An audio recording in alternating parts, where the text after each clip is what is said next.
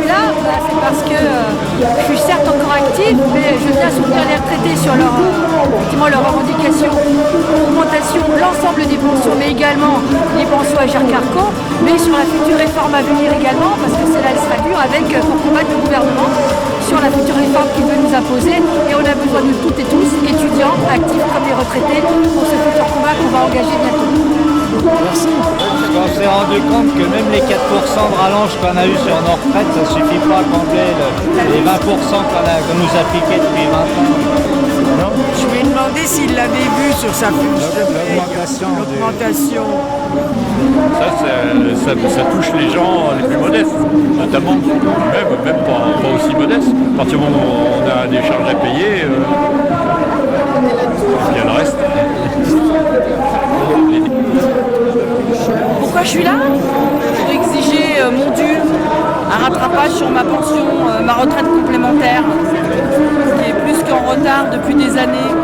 Et au regard des réserves qu'il y a dans les caisses, on va peut-être nous en donner un petit peu plus. On a déjà obtenu quand même des choses. Oui, mais dans la mesure où on ne nous a rien donné ou très peu, voire de l'aumône depuis 2014, ça fait pas la maille. Plus le coût de la vie actuel qui est plus qu'exorbitant, 300 € tout de suite, et puis après, soyons fous, un pourcentage égal à celui de l'inflation.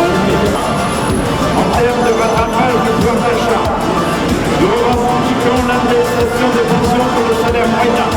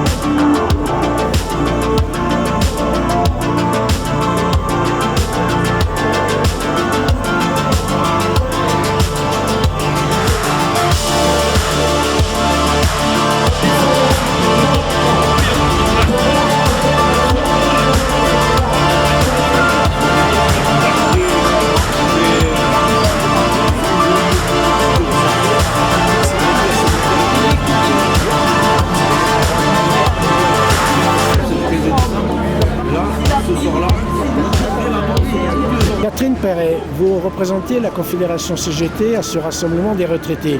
Quelle signification vous lui donnez?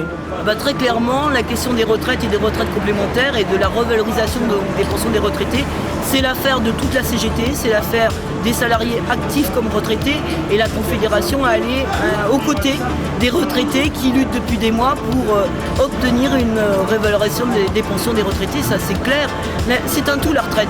La retraite c'est complètement lié aux luttes qu'on mène depuis des mois pour augmenter les salaires, puisque c'est lié au salaire, le niveau de la retraite. Et donc la CGT, elle est aux côtés des salariés qui luttent dans les boîtes, elle est aux côtés des retraités qui luttent partout aujourd'hui en France pour obtenir la revalorisation de leur retraite. Merci Catherine. Marc Bastide, c'est souvent que les retraités descendent dans la rue, à l'appel de la CGT et d'autres organisations. Le 6 octobre dernier, vous étiez devant le siège de l'Agirc-Arrco qui gère les retraites complémentaires. Aujourd'hui, devant le MEDEF, pourquoi?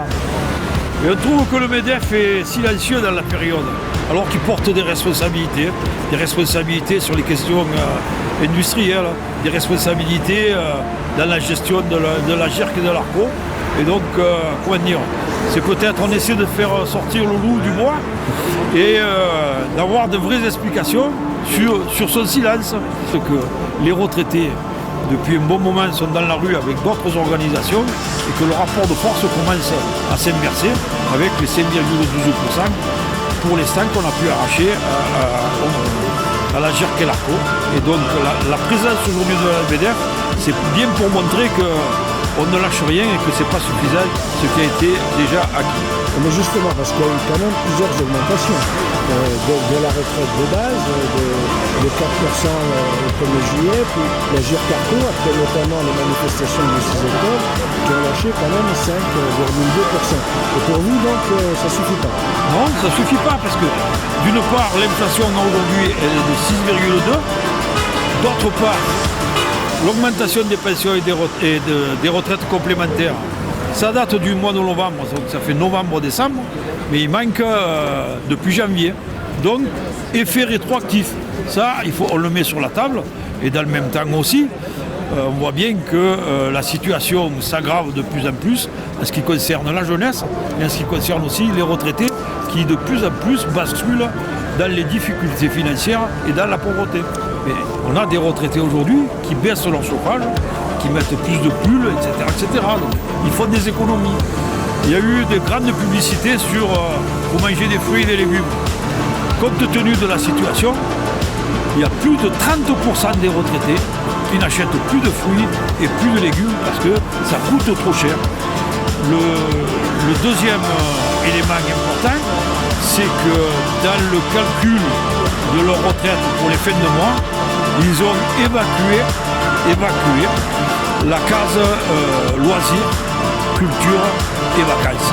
Alors que le minimum, ça serait qu'on puisse avoir une retraite à peu près décente et pouvoir, après des années de travail, profiter de la culture, profiter du sport, de partir un petit peu en vacances, mais surtout après les mois de confinement. Donc voilà, ce sont des éléments qu'on n'invente pas. Ça, ils sont vérifiables tous les jours quand on interroge des retraités sur des marchés, sur des lieux de vie.